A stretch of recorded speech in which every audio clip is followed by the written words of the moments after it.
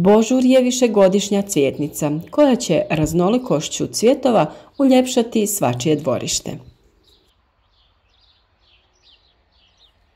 U svijetu postoji preko 3000 različitih vrsta božura koji se odlikuju različitom bojom.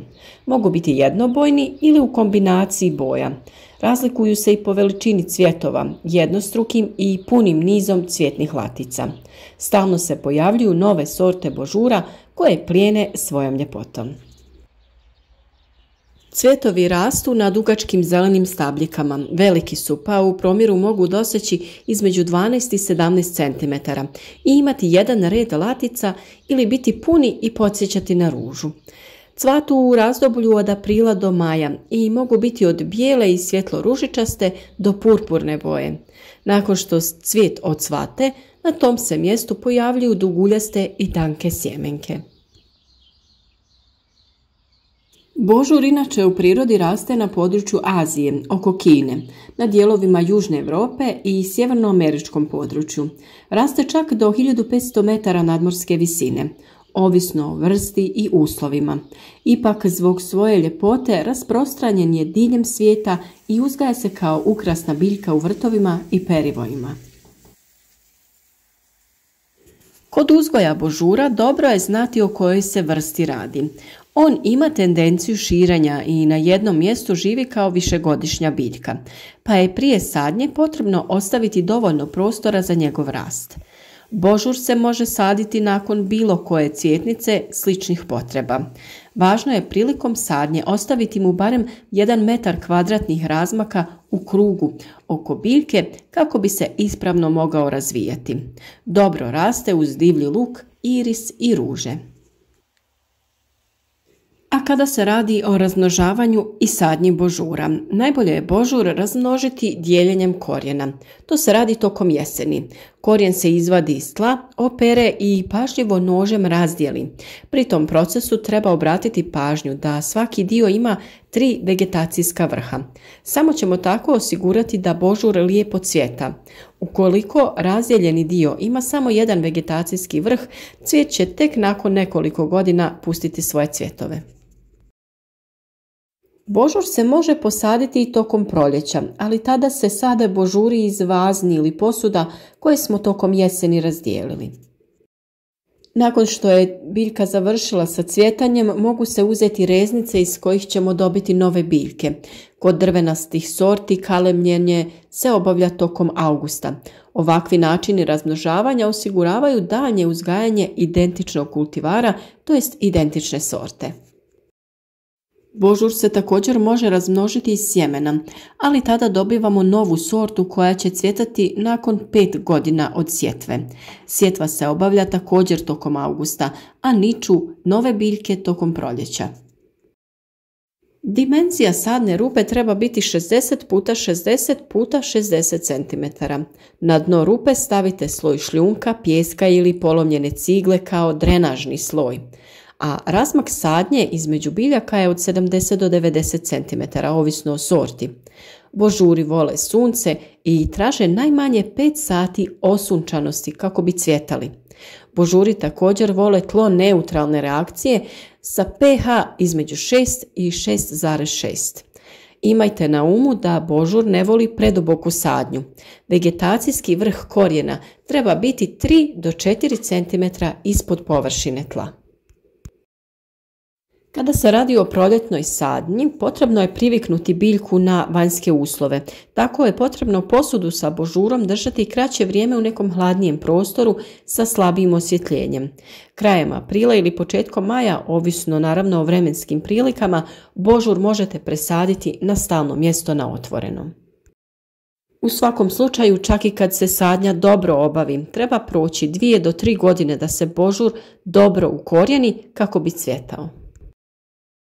Njega također treba redovno gnojiti i umjereno zalijevati. On ne voli kišu i previše vlažan supstrat. Nakon procvjetavanja treba ukloniti sve osušene dijelove kako ne bi došlo do nakupljanja uzročnika bolesti i štetočina. Može se božur koji prezimljava posuti šakom kvalitetnog pepela od drveta. U prvoj godini nakon sadnje treba ukloniti sve cvjetne pupoljke koji se pojavi kako bi se biljka što bolje razvila i ukorijenila. U drugoj godini odstranjuju se svi sa strane pupoljci i ostavlja 1 do 2 pupoljka na sredini biljke koji će cvjetati. U trećoj godini bočni pupoljci se odstranjuju, ali se ostavlja veći broj pupoljaka po biljci. Manji broj pupoljaka znači da će biljka imati krupnije cvjetove. Tokom vegetacije božur treba umjereno zalijevati, ali ne pretjerivati. Tokom kišnih ljeta on je podložan bolestima, a već nakon topljenja snijega u proljeće božur treba pognojiti. Ono što je bitno u razdoblju cvjetanja, to je da redovno trebate uklanjati sve odsvale cvjetove. Božur se tokom prve 2 godine može uzgajati u posudama. Iako se pravilnom njegom, taj uzgoj može proširiti i na nekoliko godina, te ga se uzgajati kao ukrasnu biljku na balkonu ili terasi. Kod uzgoja u posudi važno je na dno tegle staviti kamenčiće ili neku keramiku kako bi osigurali dobro otjecanje vode. Osim toga, poželjno je ostaviti minimalno 40 cm dubine kako bi biljka razvila korijen, ali on se ipak sadi plitko. Kod božura u posudi je optimalno održavati niži rast što se postiže rezidbom. Što se tiče bolesti, na božuru se javljaju trulež i uvenuće. Pojava ovih bolesti se intenzivira kada je tlo prevlažno i u kišnom razdoblju. Ove bolesti izazivaju gljivice. Gljivica čađavica često se naseljava na božuru jer u pazusima listova i na cvjetovima božur izlučuje mednu rosu koja predstavlja idealnu sredinu za razvoj ove gljivice. A od štetnika božur često naseljavaju lisne uši, grinje, a korijen napadaju nematode. Dlakava buba ili dlakavi ružičar je još jedan štetnik koji čini štetu i uništava cvjetove božura. Recepte za prirodne repelente i zaštitu možete potražiti na našem kanalu gdje imate videe o korištenju sode bikarbone, koprive i kvasca, te naravno druge savjete o prirodnoj obrani biljaka od štetnika.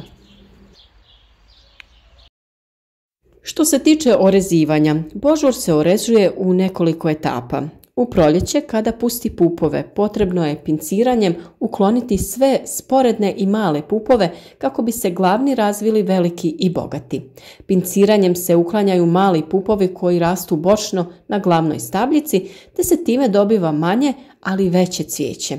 Osim toga, važno je redovno uklanjati svo ocvalo cvijeće.